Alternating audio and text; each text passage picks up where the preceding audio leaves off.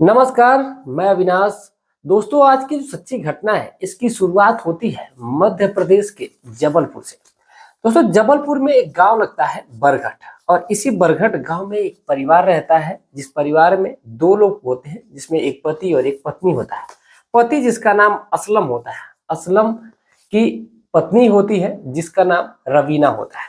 ये दोनों पति पत्नी इस प्रकार अपने जीवन में व्यस्त रहा करते थे कि इन लोगों को दूसरे से कुछ खास मतलब ही नहीं रहा करता था। लेकिन ये लोग परेशान भी रहा करते थे। वो इस कदर परेशान रहते हैं कि उनके जीवन में कोई लड़का ही नहीं था, कोई संतान ही नहीं थी। अब इसीलिए ये दोनों काफी पूजा पाठ में आस्था रखते थे। ये तांत्रिक हो या फिर रास्ते में जाते वक्त चाहे कोई मस्जिद पड़ जाए या फिर मंदिर पड़ जाए, वहीं पर अपना माथा टेक लेते थे और बस ये चाहते थे कि इनकी कोई संतान हो जाए, क्योंकि ये जो थे वो दोनों बहुत ही बड़े आस्तिक टाइप के थे। इन दोनों के दिमाग में बस यही चला करता था कि चाहे कोई भी उपाय लगे, बस उनकी संतान हो जाए।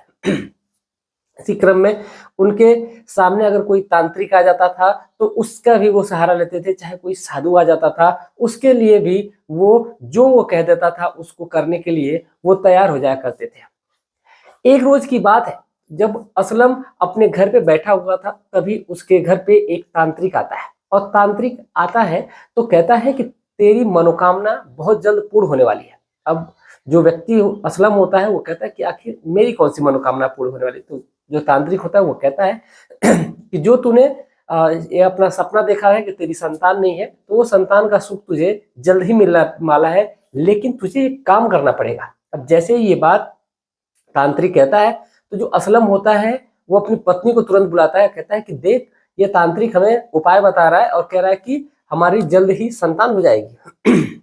अब जैसे ही ये बात उसकी पत्नी रवीना सुनती है तो वो कहती है कि ये तो बहुत अच्छी बात है, और वो उस तांत्रिक को घर में बुलाती है और बुलाने के बाद उसको बिठाया जाता है।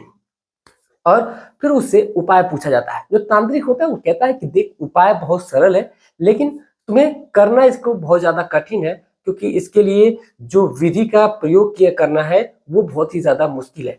असलम कहता है कि चाहे कुछ भी हो जाएगा, वो इस विधि को करेगा, चाहे इसके लिए उसे कैसे भी करके कोई भी काम करना क्यों ना पड़ जाए, वो करने के लिए तैयार है और उसको वो करना करेगा ही करेगा। जो तांत्रिक होता है वो कहता है कि चलो ठीक है। वो कहता है कि देख, तुझे रात के वक्त में कब्रिस्तान में जाना है, और कब्रिस्तान में जा करके तुझे रातें गुजारनी है, और उन रातों में तुझे 3 रातें गुजारनी है, और 3 रातों में 3 अलग अलग औरतों के साथ संबंध बनाने हैं। अब जब संबंध की बात आती है तो कहता है कि आखिर इतनी रात को कोई भी महिला कब्रिस्तान में क्यों जाएगी। इस पर जो तांत्रिक होता है वो कहता है कि तुझे मुर्दे के साथ बनाना है, चाहे कोई भी महिला आए जो उसको जिसको गाड़ा जाए, और तुम उसी को उखाड़ोगे और निकाल करके उसके साथ शारीरिक संबंध बनाओगे, उसके बाद उसको फिर दफना दोगे। ऐसा बस तुम्हें 3 महिलाओं के साथ करना है। इस पर असलम काफी खुश होता है। वो कहता है कि अगर ऐसी ही बात है तो मुझे कोई ऐतराज नहीं है, मुझे अपने लिए बस एक संतान चाहिए, और इसके लिए चाहे मुझे जो भी करना पड़ेगा मैं करने के लिए तैयार हूँ। अब इस पर असलम का अभी ये बातें हो रही थी, और जो तांत्रिक होता है अब चला जाता है। लगभग शाम का वक्त होता है। शाम के वक्त एक राशिद नाम का व्यक्ति होता है जो उसके गांव का मुखिया होता है। वो उसके घर पे पहुंचता है असलम के। दरअसल असलम एक राजमिस्त्री होता है, और वो इसी सब का काम ही किया करता था। ढलाई का, बुनाई का, ये सारी चीजें वो काम किया करता था। दरअसल जब वो व्यक्ति पहुंचता है, यानी कि जो राशिद मुखिया है, वो जब पहुंचता है तो वो कहता है, असलम मुझे तुम्हारी जरूरत है, और हमारे जो कब्र है उसी कब्र के जो चारों तरफ है उसके लिए 4 दीवारी तुम्हें बनानी है, और उस 4 दीवारी का काम जल्द से जल्द खत्म करना है। तो मैं सोच रहा हूँ कि अगर तुम रहो और फिर तुम्हें और किसी के साथ चाहिए तो तुम ले करके और जल्द से जल्द उस 4 दीवारी जो गिर गई है आधा, उसको तुम बनाने का काम करो। अब राशिद की ये बातें सुन करके असलम मन ही मन काफी खुश हो जाता है, क्योंकि उसका जो सोच थी, जो उसके दिमाग में चल रहा था कि उसको जरूरत है, उसको कब्रिस्तान में जाने के लिए कोई उपाय चाहिए, तो ये उसके लिए बहुत ही ज्यादा बढ़िया एक अपॉर्चुनिटी हो जाती है, एक उसके लिए बढ़िया मौका हो जाता है।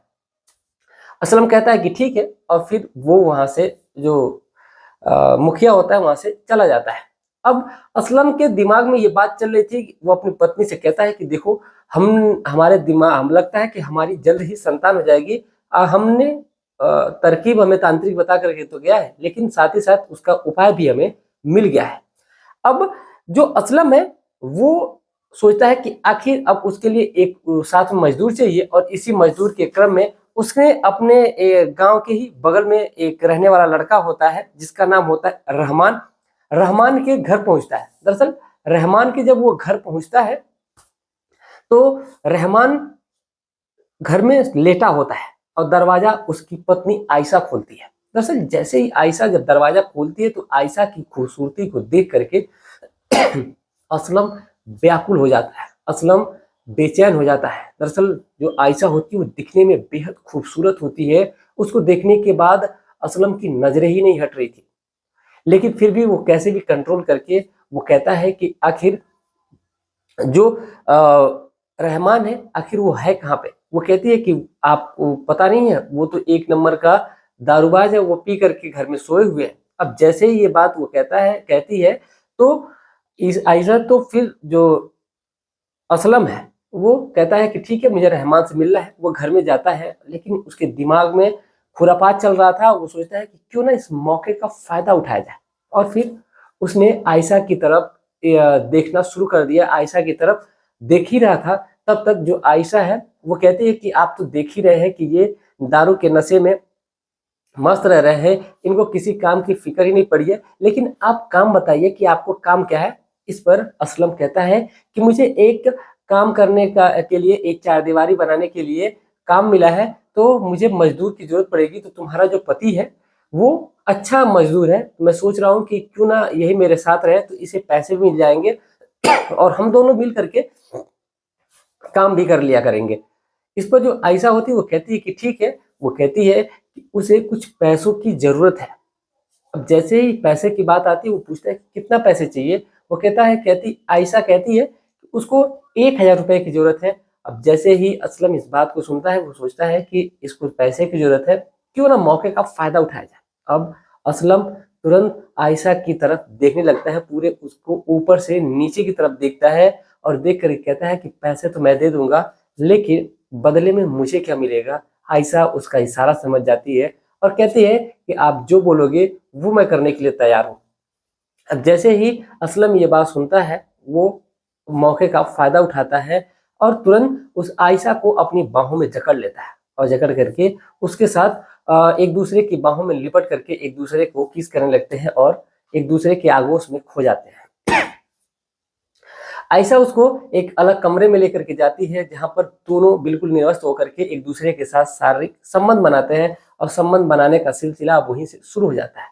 जब वो तब तक शारीरिक संबंध बनाते हैं जब तक कि वो दोनों संतुष्ट नहीं हो जाते हैं। उसके बाद असलम उसको पैसे देता है, और पैसे देने के बाद वो वहां से चला जाता है। अब जैसे ही वहां से वो जाता है, कहता है कि जब ये रहमान जब जगेगा तो फिर उसको बता देना कि वो मेरे घर आ जाएगा, काम के लिए बात करनी उससे। अब जैसे ये बात रहमान को की पत्नी ईशा को असलम बता करके जाता है, तो वो कहती है कि ठीक है, और फिर वो चला जाता है। फिर जब सुबह होती है तो जो रहमान है जब वो जगता है तो वो कहती है कि तुम्हें असलम आया था और काम के लिए बात करना था, तुम जा करके उससे मिल लो, जा करके उससे बात कर लो। अब जो रहमान है वो तुरंत असलम के घर पे आता है और कहता है कि कहाँ काम करना है बताओ। वो कहता है कि देखो हमें कब्रिस्तान में जो दीवार गिरी है उसी का काम मिला है, तो अगर तुम रहोगे तो हम दोनों मिल करके काम को जल्द से जल्द खत्म कर लेंगे। रहमान कहता है कि ठीक है, और फिर दोनों अगले दिन से काम शुरू कर देते हैं। अब जैसे ही काम शुरू होता है तो जो असलम होता है वो कहता है कि देखो हम लोग काम तो करेंगे, लेकिन तुम्हें मेरा काम एक करना होगा। इस पर जो रहमान होता है वो कहता है कि आखिर मुझे क्या करना होगा। असलम कहता है कि मैं वक्त आने पे तुम्हें बता दूंगा। अब इधर 2 दिन काम करते हुए हुआ था, तब तक पता चलता है कि उसी गांव में एक औरत जिसका नाम फातिमा होता है, 13 दिसंबर की बात है, 13 दिसंबर को जो एक महिला होती है जिसका नाम फातिमा होता है, उम्र 40 साल होती है, वो मरी रहती है। तो पूरा एक बोला जाता है माइक में कि एक महिला मरी है और इस टाइम पे उसका दफना मिट्टी दी जाएगी। तो जो असलम है, जैसे ही उसको ये बात पता चलती है कि इस कब्रिस्तान में एक महिला को दफनाया जाएगा, तो वो दुखी होने के बजाय खुश हो जाता है और सोचता है कि ये तो उसके लिए बहुत ही बड़ा बढ़िया मौका है। और फिर वो इंतजार करने लगता है कि कब उस महिला को ला करके दफनाया जाएगा। 13 दिसंबर को ही उस महिला को लाया जाता है, दफनाया जाता है। और जैसे ही शाम होती है, असलम रहमान से कहता है कि देखो, तुम एक मेरा काम करो, जो मैंने तुम्हें काम कहा था वही काम करना होगा। आज की जो रात है तुम्हें कब्रिस्तान में ही रुकना होगा। इस पर जो रहमान होता है वो कहता है कि आखिर हम कब्रिस्तान में रुक करके करेंगे क्या? इस पर जो असलम होता है वो कहता है कि जो होगा मैं तुम्हें बता दूंगा। वो उसको बदले में पैसे भी देगा और वो उसके साथ रात में रुकेगा। तो अब रहमान तो पहले मना करता है, कहता है कि नहीं, वो नहीं रुकेगा। लेकिन असलम कहता है कि अगर वो रात को रुकता है तो वो उसको 2000 रुपये देगा और उसका काम खत्म हो जाएगा, तो फिर वो चला जा सकता है घर। फिर हम लोग आराम से 10 से 11 बजे तक हम लोग घर चला जाएगा। वो कहता है कि ठीक है। अब उस रात के जैसे ही 8 बजते हैं तो असलम और रहमान दोनों दारू के ठेके पर जाते हैं। वहां से दारू की 2 बोतल खरीदते हैं और खरीद करके वहां पर कब्रिस्तान में जाते हैं और कहते बैठ करके दोनों बातचीत करते हैं। दरअसल असलम से रहमान पूछता है कि आखिर काम क्या है। तो जो रहमान है वो असलम रहमान को सारी बातें बताता है। कहता है कि देखो, यहाँ पर जो महिला आज दफन हुई है, मुझे उसी के साथ शारीरिक संबंध बनाना है और ऐसा करने के लिए मुझे एक तांत्रिक ने बोला है। अब जैसे ही ये बात रहमान सुनता है, उसके पैरों तले जमीन खिसक जाती है। वो कहता है कि मैं ऐसा बिल्कुल नहीं करने दूंगा, ये हमारे धर्म के खिलाफ है। अब जैसे ये बात असलम सुनता है, वो कहता है कि मैं तुझे पैसे दे रहा हूँ तो शांति रख और चुपचाप दारू पी और मस्त रह, मुझे अपना काम करने दे। उसको अपनी बातों में बहला फुसला लेता है, जिससे जो रहमान है वो भी मान जाता है। बात 2000 रुपए की थी तो वो मान जाता है। और मानने के बाद दोनों कब्र को फिर खोदते हैं दारू पीने के बाद और निकालते हैं। और फिर वो लगभग 1 घंटे तक जो असलम होता है उस महिला के साथ शारीरिक संबंध बनाता है और बनाने के बाद फिर उसको उसी कब्र में डाल करके दफन कर देता है, मिट्टी रख देता है। और फिर वहां से वो दोनों घर जाने लगते हैं। लेकिन रास्ते में और भी 2 बोतल की शीशी खरीदते हैं। रास्ते में 2 बोतल की जब शीशी खरीदते हैं और खरीद करके दारू की, फिर वो जो रहमान होता है उसके घर पे जाते हैं। और जाने के बाद दोनों बैठ करके दारू पीते हैं। दारू पी करके जो असलम होता है वो रहमान को काफी ज्यादा दारू पिला देता है, जिससे जो रहमान होता है वो बिल्कुल दारू में के नशे में धुत हो जाता है और वहीं पर वो गिर जाता है, सो जाता है। उसके बाद आयशा के पास जो असलम है वो जाता है और जाने के बाद लगभग 2 से 3 घंटे का वक्त उस महिला के साथ गुजारता है, उसके साथ शारीरिक संबंध बनाता है। और बनाने के बाद फिर रात के लगभग 1 बजे करीब वहां से निकलता है और निकल करके अपने घर चला जाता है। और जा करके कहता है कि मेरा एक जो काम है वो पूरा हो चुका है। मैंने अपने एक तांत्रिक के द्वारा बताई गई एक महिला का मैंने आज रेप कर लिया है, मतलब संबंध उससे बना लिया है।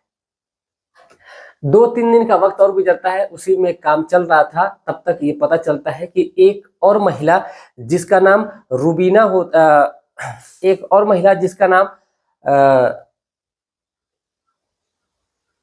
रवीना होता है, माफी चाहते हैं, रवीना होता है। रवीना जिसकी उम्र यही कोई अभी 31 साल के करीब होती है, उसका इंतकाल हो गया रहता है। अब जो असलम है उसके चेहरे पे और खुशी, क्योंकि उसका जो दूसरा मकसद था वो पूरा होने वाला था।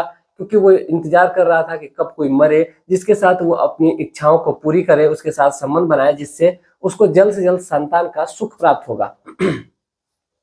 अब जैसे ही उस महिला को, रवीना को ला करके दफनाया जाता है, फिर वो अपने असलम जो अपने दोस्त होता है रहमान, उसको फिर वो बातें बताता है कि देखो आज दूसरा है और मुझे आज भी उसके साथ संबंध बनाना है। इस पर जो रहमान होता है वो कहता है कि ठीक है। लेकिन जब वो रहमान के घर पे गया रहता है तो जो आयशा होती है, आयशा से वो कह रहा है कि आज रात को उसके घर पे आएगा, उसके साथ शारीरिक संबंध बनाएगा, उसके साथ वक्त गुजारेगा। इस पर जो आयशा रहती है वो कहती है कि देखो मेरा पति जगा रहता है और तुम मेरे घर पे आओगे तो आखिर कैसे पॉसिबल है कि हम दोनों मिल पाएंगे। इस पर जो लड़का होता है, जो असलम होता है, वो कहता है कि चाहे जो भी हो जाएगा मैं कुछ ना कुछ इंतजाम जरूर करूंगा, तुम उसकी चिंता मत करना। ये कह करके वो अपने घर पे चला जाता है और घर पे जाने के बाद फिर रात होने का इंतजार होता है और दोनों असलम और रहमान दोनों कब्रिस्तान पहुंचते हैं। वहीं पर बैठ करके दारू पीते हैं और दारू पीने के बाद फिर दोनों कब्र से लाश को निकालते हैं और निकाल करके असलम उसके साथ शारीरिक संबंध बनाता है और उसके बाद फिर बैठ करके वहीं पर दारू पीते हैं और दारू जो रहमान को असलम और भी ज्यादा पिलाता है। पिलाने के बाद फिर वो घर पे जाता है और घर पे जाने के बाद फिर उसी प्रकार उसको नशे में टल्ली करके और उसकी पत्नी के साथ आयशा के साथ शारीरिक संबंध बनाता है और फिर बदले में उसको 2000 रुपए दे देता है। 2000 रुपए जब देता है उसकी पत्नी खुश हो जाती है और जैसे ही वहां से जब असलम निकल करके बाहर जा रहा होता है उसकी बगल की एक पड़ोसी होती है जिसका नाम रुबीना होता है। रुबीना जब ये देखती है कि असलम उसके घर से निकल करके जा रहा है और देखती है कि खिड़की पर जो उस दरवाजे पर जो आयशा है वो खड़ी है और देख करके रुबीना को कहीं ना कहीं ये लग जाता है कि आयशा का और असलम का अफेयर चल रहा है, ये रहमान को धोखा दे रही है, क्यों ना ये इस बात को असलम को रहमान को बताया जाए। जैसे ये बात वो सोचती है, फिर अगली सुबह होती वो इंतजार कर रही होती महिला कि कब रहमान घर से बाहर आए और कब वो ये बात उसको बताए। जैसे ही रहमान घर से बाहर आता है जो रुबीना होती है असलम को वो कहती है कि जो तुम्हारा एक दोस्त है असलम वो तुम्हारे घर पे आता है, ठीक है, लेकिन वो तुम्हारी पत्नी के साथ शारीरिक संबंध बनाता है, अवैध संबंध बनाता है, मैंने अपनी आंखों से देखा है। अब जैसे ये बात वो कहता है तो फिर रहमान गुस्से में और वो जाता है अपनी पत्नी के पास, कहता है कि जो रुबीना कह रही है क्या ये बातें सही है, क्या ऐसा ही है? तो इस पर आयशा कहती है कि आखिर क्या वो कह रही है, क्या बातें हैं?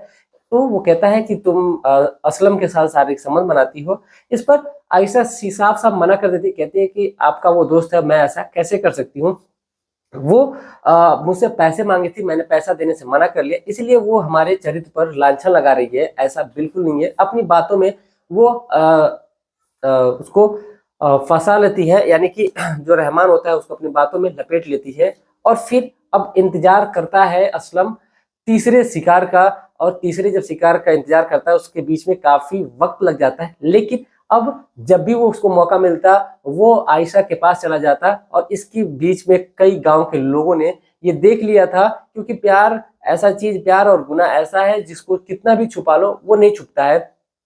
और गांव के लोगों को भनक लगने लगती है कि आयशा का अफेयर चल रहा है असलम से। और गांव में जब भी रहमान निकल करके जा रहा था तो फिर कहीं ना कहीं उसको ये खबर लोग दे रहे थे कि तुम्हारी पत्नी का असलम के साथ चक्कर है। अब इस तमाम प्रकार की बातें कहते हैं।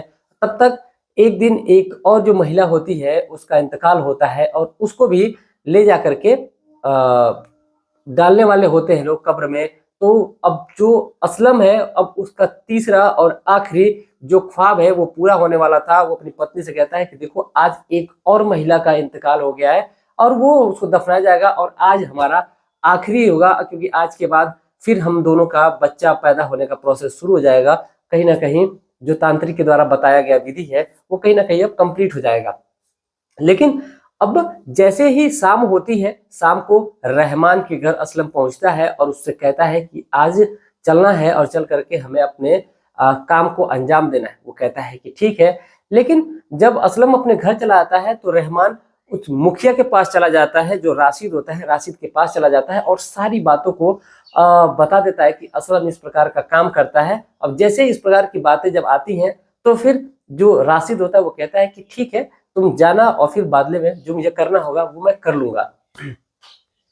रात का वक्त होता है, लगभग 9 बजे करीब ये जो रहमान है असलम है ये दोनों कब्रिस्तान में पहुंचते हैं और जैसे ही कब्र से लाश को निकाल करके जो असलम है उसके साथ शारीरिक संबंध बनाने का प्रयास कर ही रहा होता है, तब तक गांव के कुछ लोग और नजदीकी थाने के जो पुलिस है वो भी मौके पर पहुंच जाती है। और पहुंचने के बाद असलम को पुलिस अरेस्ट कर लेती है। अरेस्ट करने के बाद उसको जेल की हवा खिला दी जाती है और कहा जाता है कि तुमने जो किया वो बेहद गलत है और गलती इंसान से होती है, और जो कि असलम ने बहुत ही बड़ी गलती कर दी थी जो कि ऐसा उसको नहीं करना चाहिए था। अब जो पुलिस है, पुलिस को सूचना ये रहमान ने दी थी, जो राशिद है उसने दी थी, इसीलिए रहमान को पुलिस छोड़ देती है और असलम को पुलिस उठा लेती है और कहीं ना कहीं उस तांत्रिक की भी अभी तलाश जारी है जिसने ऐसा उपाय बताया था और ये काम को अंजाम दिलवाया था। दोस्तों आजकल के ज़माने में इस प्रकार की घटनाएं होती रह रही हैं, तांत्रिकों की बातों पे ना आए, किसी के बहकावे में ना आए। इस पूरे घटनाक्रम को सुनाने का उद्देश्य हमारा आपको जागरूक करना, आपको सचेत करना है। जय हिंद, जय भारत।